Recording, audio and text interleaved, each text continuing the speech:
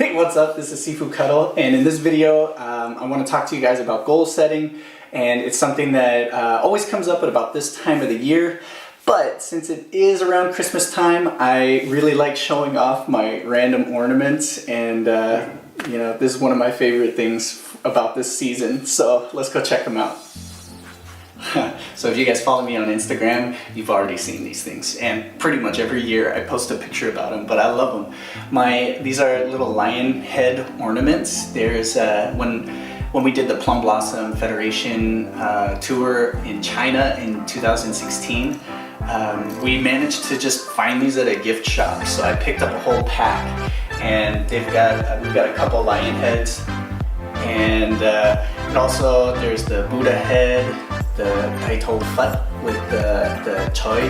There is a northern style lion head, and it's got a ball because that's typical for the northern style routine. And then there's even a little dragon. I'm always super proud to post these ones. These are some of my favorites from the year. So thanks for checking out the Christmas tree with me.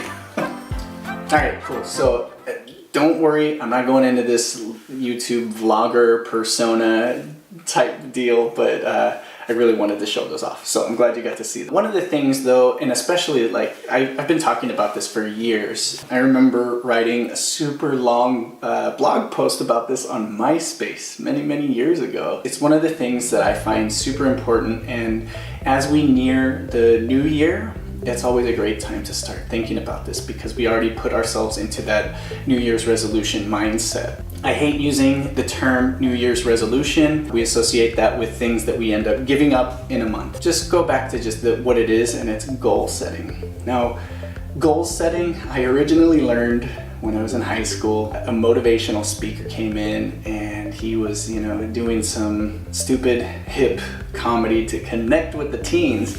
He wanted to share, you know, goal setting, and one of his things that he shared was, he said, write down your goals, put them on sticky notes, and stick them where you can see them. So put them up on your bathroom mirror, put them up on your bedroom door, put them up so no matter what you look. And I thought that was the dumbest thing ever. Like, if I want to do something, I'm always going to know I want to do it. So why write it down?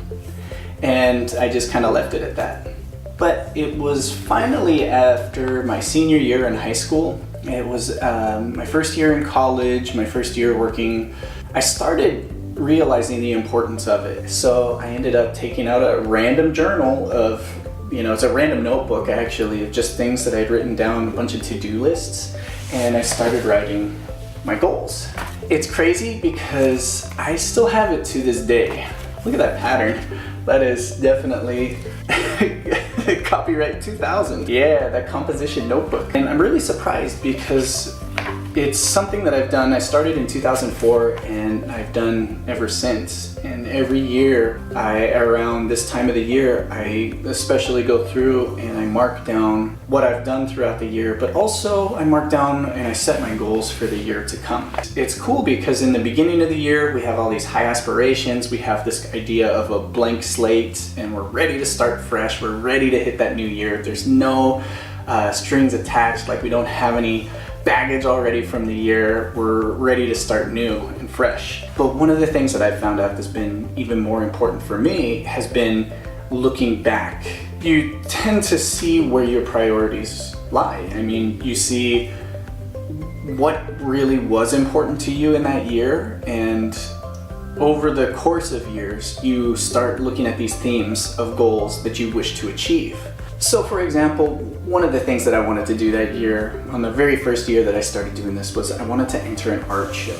And I had been taking art classes all throughout high school. I've been an artist my entire life. I love drawing, I love painting, and I was getting into digital art at the time. So I wanted to enter in some of my art into an actual art show. And I was lucky enough to be taking a class in college that supported it. So although it wasn't like this big thing where I had to submit as an independent artist, I still had a chance of showing my art and getting feedback and commentary, and it was a really cool thing. Yeah, and then I also had other martial arts goals directly related to my Kung Fu. Very simple was to learn, to test for my next level. There was also another random goal. I wanted to learn drunken form, and that did not happen.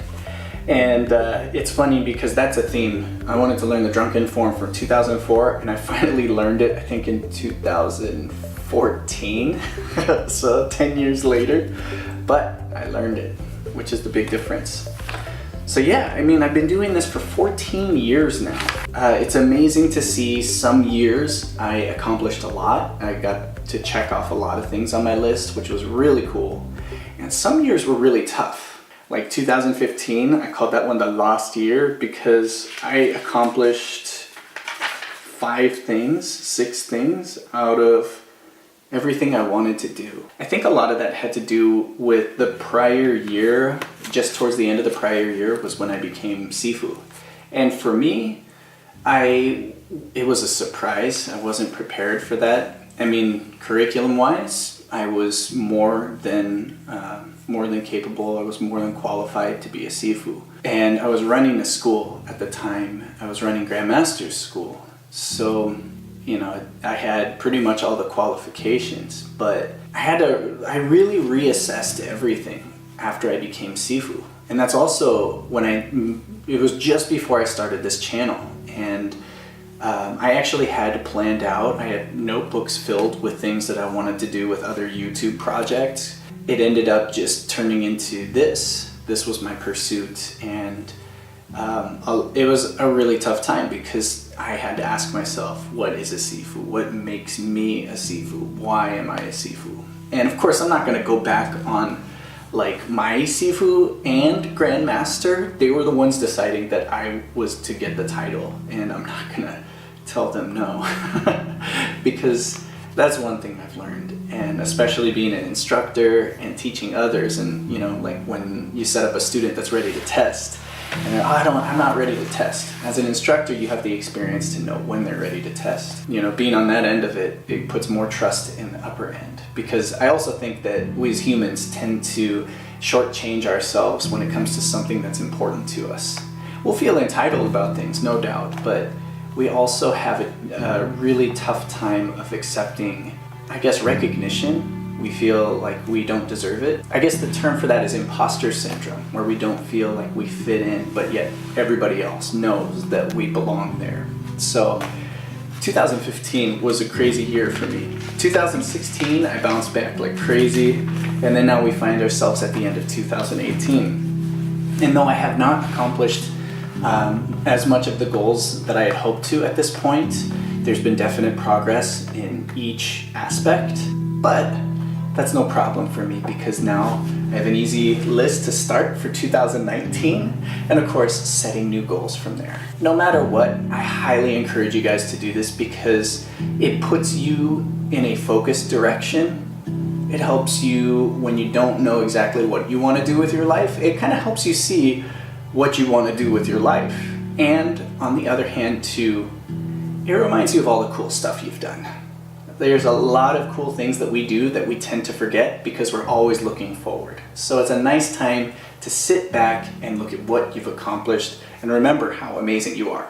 Okay, that's all I'm gonna say about that. Hope you guys have a happy holidays and an awesome start to the new year. Set your goals, make it a habit, and then check back in. I usually look back on my notebook every month or so, or if I do something that I know was on that list, I'll open up the book, mark it off, and then I'll also be like, oh yeah, that's right, I did that.